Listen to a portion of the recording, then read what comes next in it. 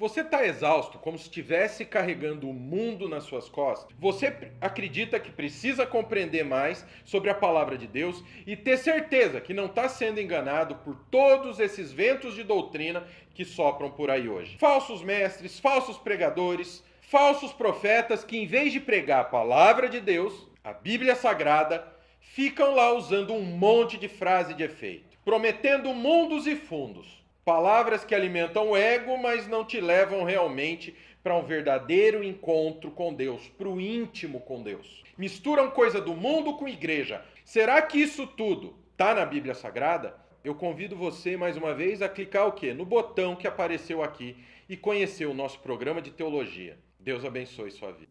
O Wesley mandou aqui. Pastor Theo, fala um pouco sobre a experiência de paternidade contigo e a importância disso sobre os jovens a respeito até da relação com Deus. Abraço da Casa do Reino de Itapecerica da Serra. Boa. Bom, eu obviamente tive uma ferida com meu pai, né? Assim como, infelizmente, muitos já tiveram. E assim, eu acho que para um homem, né? Hoje eu sou pai de 3 meninos. A afirmação que um pai traz é algo assim de suma importância na formação do ser humano. Então eu acho que tem muita coisa que você começa a ver, que nem eu lembro quando eu estava na faculdade de psicologia, a gente tinha que ler estatística de encarceramento. Isso é tudo dado americano.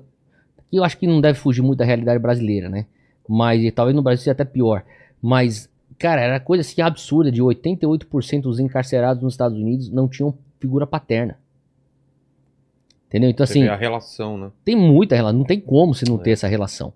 Então, assim, era uma coisa assim que eu lembro que por muito tempo, daí a gente vai entrar aqui num outro assunto aqui, que talvez não querendo me delongar, mas algo que nós cristãos avivados entendemos como cura interior. Porque tem certas coisas, curas na tua alma, que não... Jesus pagou por toda a cura na cruz. Mas você tem que se apropriar dessa cura. Entendeu? Então, ele pagou por todos os pecados, toda a morte, toda a doença, toda a chaga, ele levou sobre si na cruz. Só que parte do processo de cura interior é você se apropriar dessa cura. E eu tive que chegar em lugares onde eu me apropriei dessa cura. E não foi uma vez. Para mim foi um processo. Não sei se eu cheguei a falar aqui, mas eu sou psicólogo. Então, quer dizer, eu acredito na psicologia. Eu fazia terapia. E também eu já fiz terapia, e eu também ia para os momentos de aconselhamento cristão, que a oração por si era uma cura interior. O gabinete pastoral, né? No caso, eu fiz muito com a minha tia Neuza. E ela me ajudava, você precisa liberar perdão. Uma das coisas principais para você ser curado na tua alma é você liberar perdão, cara. Contanto, sabe, assim, eu tenho uma fala conhecida, mas que é muito verdade. Você segurar perdão é que nem você beber veneno e esperar que o outro morre. Então você tem que liberar perdão. Eu sei que o cara te feriu, que a pessoa te feriu, ela te feriu, seja o que for, mas a verdade é que pro teu próprio bem, se você não liberar perdão... Tá, tem que liberar perdão, mas é difícil? Como você faz? Difícil demais, cara. Qual é a... Eu acho que não tem fórmula mágica não, Vilela. Eu acho que... Mas uma coisa que me ajudou porque eu falava assim, tia, mas eu não sinto vontade. Eu não sinto vontade. Ela fala assim, desde quando fé tem a ver com vontade? Você toma uma decisão. Perdão é uma decisão.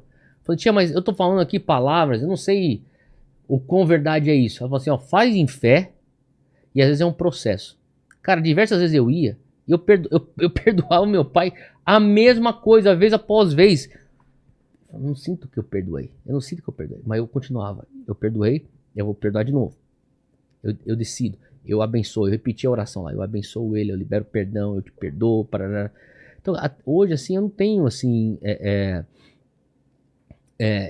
esse fardo, essa mágoa no coração, entendeu?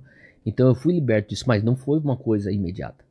Foi uma coisa que, eu diria, desde os meus 8 até meus 25, 24. Um processo. Processo, cara.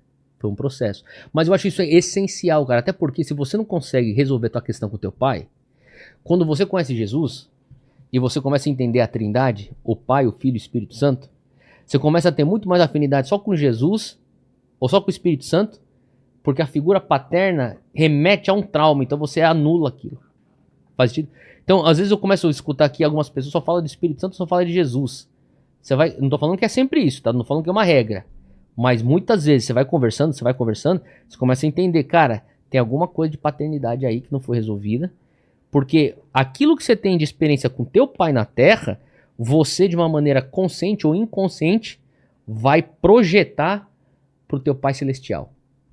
E as pessoas conseguem enxergar Jesus como Salvador. As pessoas conseguem enxergar Espírito Santo como a parte da trindade do poder, tal, do fogo.